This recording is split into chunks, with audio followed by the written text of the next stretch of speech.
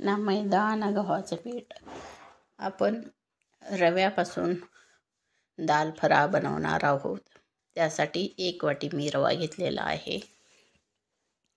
रवा बारीक घ्यायचा आहे आणि त्यात थोडंसं कोमट पाणी घालून कणिक मळायची आहे. जास्त कडक पण घ्यायची नाही, हाताला सण होईल अशी कोमट पाण्यातच मळायचं आहे. थंड पाण्यात मळायचे नाही. हे याचे ट्रिक्स आहे. हे आटा मळून घ्यायचा आहे. आपण पण वेगवेगळे पदार्थ करून खाल्ले तर त्याची चव आपल्याला पण कळते. हा राजस्थानी पदार्थ आहे दाल फ्राय. तो आपण नक्की ट्राय करून बघा एकदा. चवीला पण खूप छान लागतो आणि सर्वांना आवडतो. झटपट अगदी 10 मिनिटात होणारा पदार्थ आहे. आता हे आटा मळून झालेला आहे. वरून 1 चमचा तेल लावून थोडं मळून घ्यायचे आहे आणि 10 मिनिटासाठी रेस्ट करायला ठेवायचे आहे. तेल लावलं की स्मूथपणा येतो आणि कणिक मऊ होते. चांगली मळून याला 10 मिनिटासाठी झाकून ठेवू.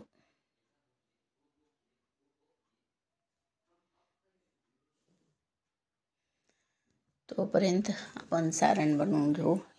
ही हरभऱ्याची 1 वाटी डाळ आहे. मी 5-6 तास डाळ भिजवून ठेवलेली होती. स्वच्छ धुवून घेतली आहे. आता यातील पाणी काढून घेऊ. आता याला मिक्सरच्या भांड्यात घालून घेऊ. 2-3 मिरचीचे हिरवे तुकडे, आलं, लसणाच्या 8-10 पाकळ्या, 5-6 काळी मिरी, 1 चमचा जिरे आणि थोडासा ओवा. आता याला एकदम बारीक वाटून घ्यायचं नाही, थोडं मोठं मोठं वाटून घ्यायचं आहे. जरा जरा पल्स मोडवर फिरवून घ्यायचं आहे. हे माझी वाटण तयार झाले आहे. त्यात अर्धा चमचा हळद, 1 चमचा लाल तिखट, आमचूर पावडर, गरम मसाला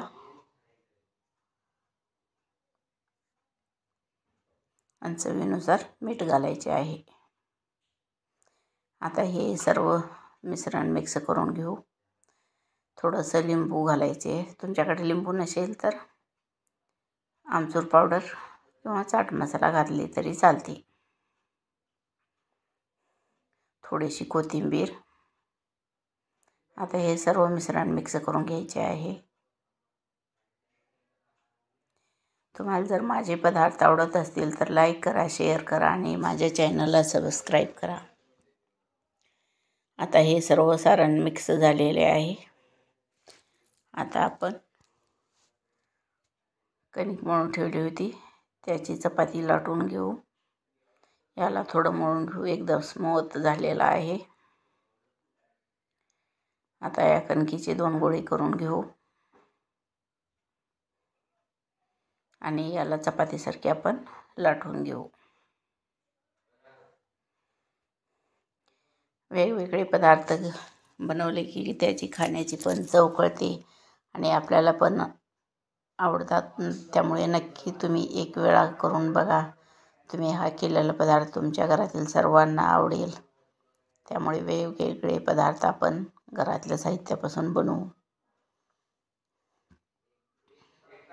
याला खूप जाड पण ठेवायचे नाही आणि एकदम चपातीसारखे पण पातळ लाटायचे नाही.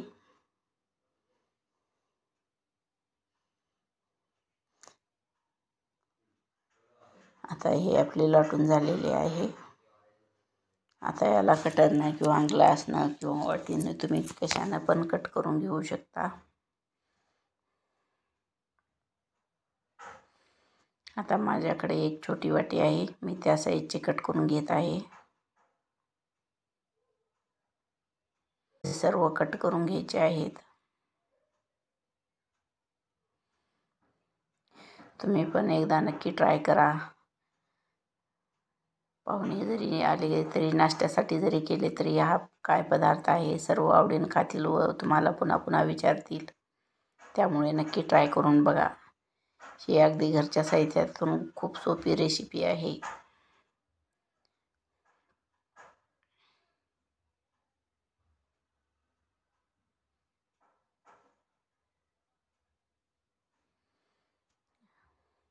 आता आपण याच्यात करंजीसारखे सारण भरून घ्यायचे आहे. पण याला दोन्ही बाजूने पॅक करायचे नाही, मध्ये असे साण ठेवायचे आहे.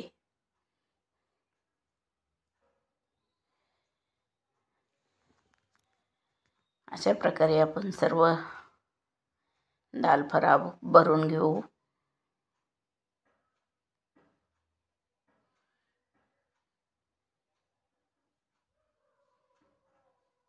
हे करायला पण खूप सोपे आहे आणि या तेलाची अजिबात आवश्यकता नाही. अगदी 2 चमचे तेलात झटपट होणारा हा नाश्ता आहे. ज्यांना तेल खायचे नाही त्यांच्यासाठी हे खूप चांगले आहे.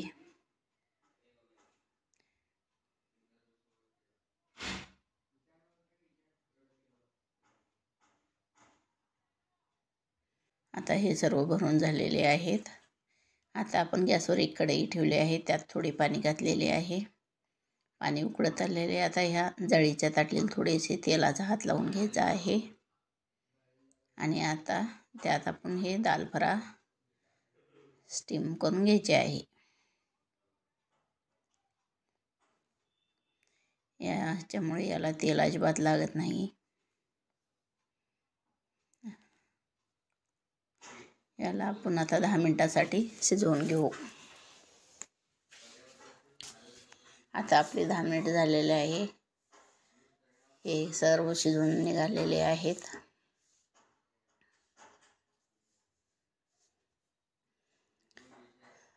गॅस बंद केले की 10 मिनिटासाठी थंड होऊ द्यायचे आहे, म्हणजे की खाली चिकटणार नाही, सर्व मोकळे व्यवस्थित निघतील. आता गॅसवर एक पॅन ठेवू. त्यात 2 चमचे तेल घालू. तेल गरम झाले की त्यात छोटा चमचा मोहरी घालू. मोहरी चांगली तडतडली की मग छोटा चमचा जिरे घालू.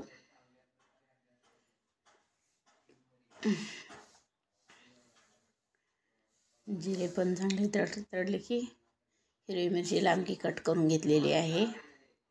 कोथिंबीर घातली आहे. कढीपत्त्याची 5-6 पाने घालायची आहेत आणि चिमूटभर हिंग घालायचं आहे. हिंगामुळे चव छान येते.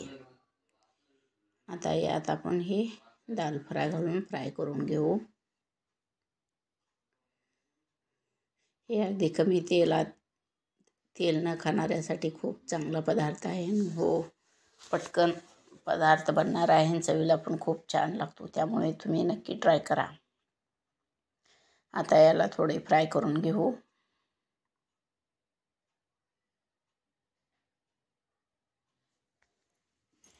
एक 5 मिनटं फ्राय झाली की मग आपण सर्विंग डिशमध्ये काढून घेऊ.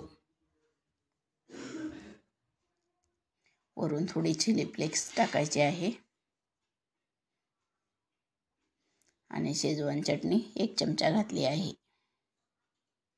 तुम्हाला शेजवान चटणी तिखट आवडत असेल तर घाला किंवा फक्त चिली फ्लेक्स घातली तरी चालते. अशा प्रकारे आपली दाल फ्राय.